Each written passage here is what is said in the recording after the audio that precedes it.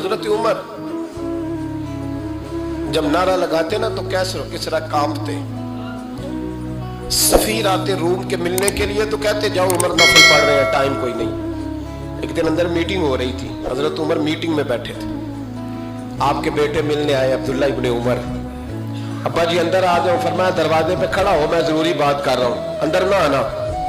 जनाब अब्दुल्ला इब्ने उमर कहते मैं दरवाजे पे खड़ा हो गया। थोड़ी देर गुजरी तो इमाम हुसैन भी आ गए। एक हदीस में, एक रवायत में इमाम हसन का लफ्ज भी है। इमाम हुसैन आए, आके अब्दुल्ला इब्ने उमर से कहने लगे उमर फारूक अंदर है? तो कहा वो अंदर तो है। तो कहा आप क्यों दरवाजे पे खड़े?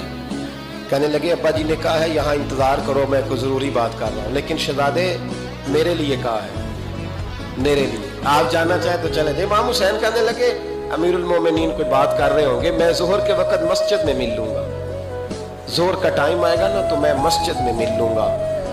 ये कह के चले गए। हजरत उमर बाहर आए, हजरत अब्दुल्ला इब्ने उमर से कहा कि कोई आया तो नहीं? अर्ज की हुजूर हुसैन इब्ने अली आए, हुसैन इब्ने अली। तो कहा अंदर क्यों नहीं भेजा? कहा मैंने कहा था बेशक चले जाएं, लेकिन वो कह रहे थे कि मैं जोहर के वक्त मस्जिद में मिल लूंगा।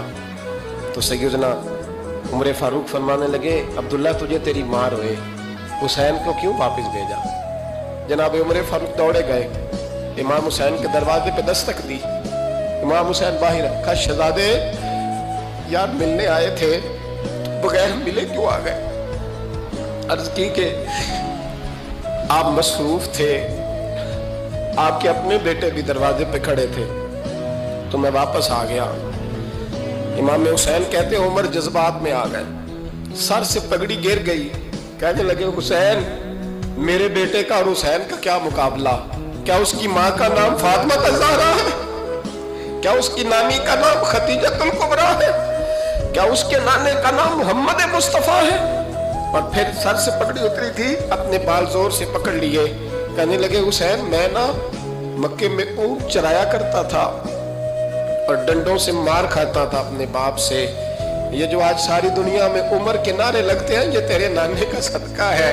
शहजादे मेरी वफा और मेरी वफा में जब तेरा दिल करे ना दौड़ के आ जाया कर।